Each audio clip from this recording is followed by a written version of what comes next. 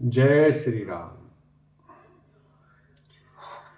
कीन प्रणाम चरण धरि माथा, दीन आशीष मुदित मुनि नाथा।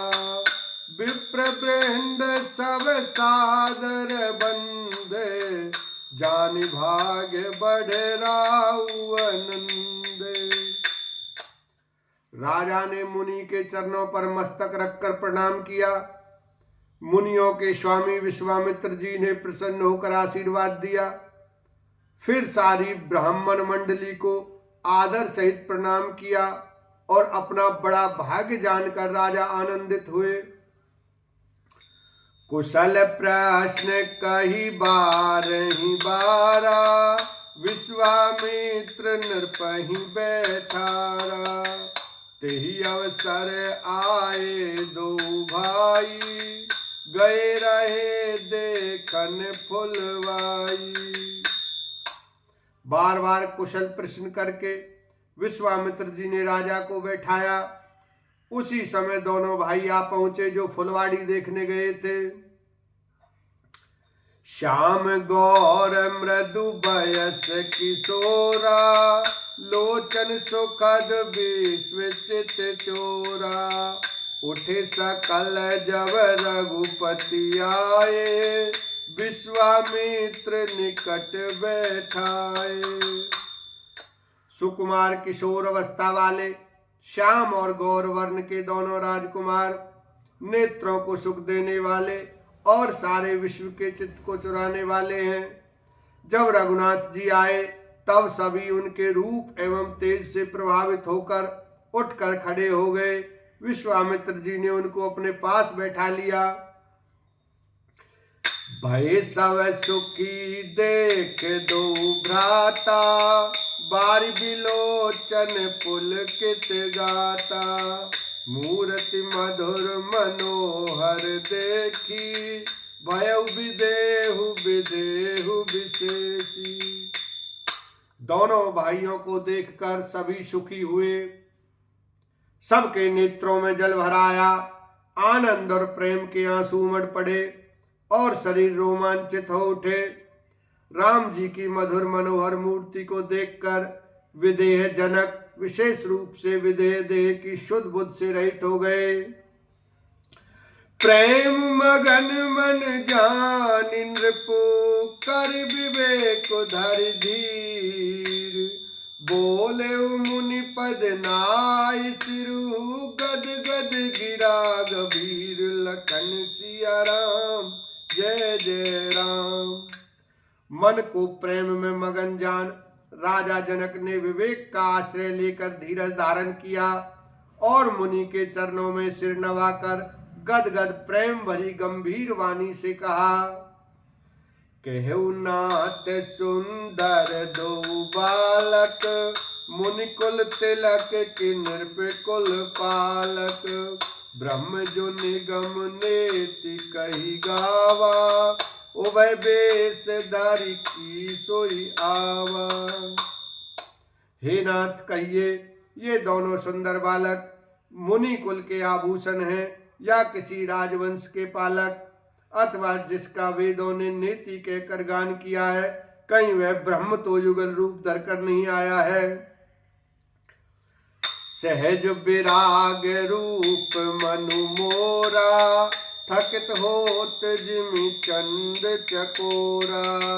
ताते प्रभु पूछे सती भाऊ, कहु नाथ जन करहि दुराऊ। मेरा मन जो स्वभाव से ही वैराग रूप बना हुआ है, इन्हें देखकर इस तरह मुग्ध हो रहा है जैसे चंद्रमा को देखकर चकोर। हे प्रभु, इसलिए मैं आपसे सत्य निश्चल भाव से पूछता हूं। हे नाथ बताइए, छिपाव ना कीजिए। इन्हीं बिलोकत अति अनुरागा, बरवस ब्रह्म सुखई मन त्यागा।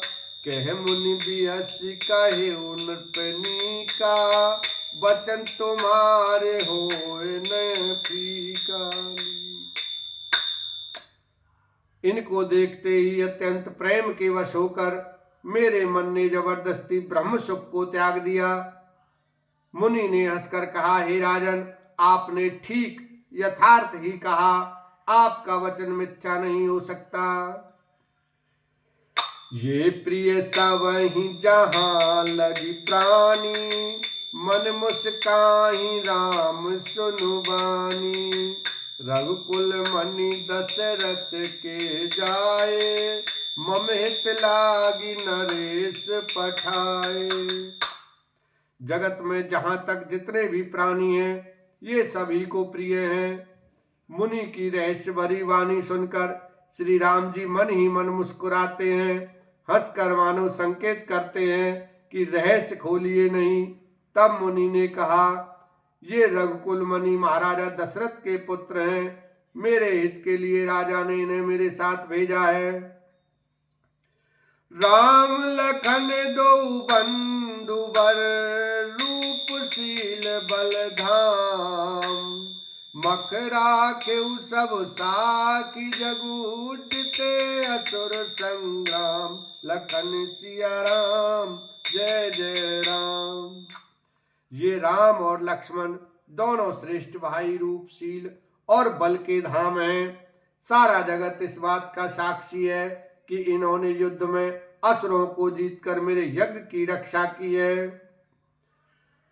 मुनि तव चरण देखि कहराऊ, कहि न सकऊं निज पुण्य प्रभाऊ। सुंदर श्याम गौर दो भ्राता, आनंदऊ के आनंद दाता। राजा ने कहा, हे मुनि, आपके चरणों के दर्शन कर मैं अपना पुण्य प्रभाव कह नहीं सकता। ये सुंदर श्याम और गौर वर्ण के दोनों भाई आनंद को भी आनंद देने वाले हैं। इनके प्रीति परस पर पावनी, कहीं न जाए मन भाव सुहावनी। सुनौ नाथ के मुदित विदेहु, ब्रह्म जीव एव सहज सनेहु। इनकी आपस की प्रीति बड़ी पवित्र और सुहावनी है, वह मन को बहुत भाती है, पर वाणी से कही नहीं जा सकती। विदेह जनक जी आनंदित होकर कहते हैं, हे नाथ, सुनिए, ब्रह्म और जीव की तरह इनमें स्वाभाविक प्रेम है। पुनि पुनि प्रभु चितव नर नाहु, पुलक गात और अधिक उछाऊ। मुनि प्रशंसनाय पद शीशु, चले लवाए नगर अवनीचु। राजा बार बार प्रभु को देखते हैं, दृष्टि वहां से हटना ही नहीं चाहती। प्रेम से शरीर पुलकित हो रहा है और हृदय में बड़ा उत्साह है। फिर मुनि की प्रशंसा करके और उनके चरणों में सिर नवाकर राजा उन्हें नगर में लेवा चले। बोलो रामचंद्र भगवान की जय, उमापति महादेव की जय।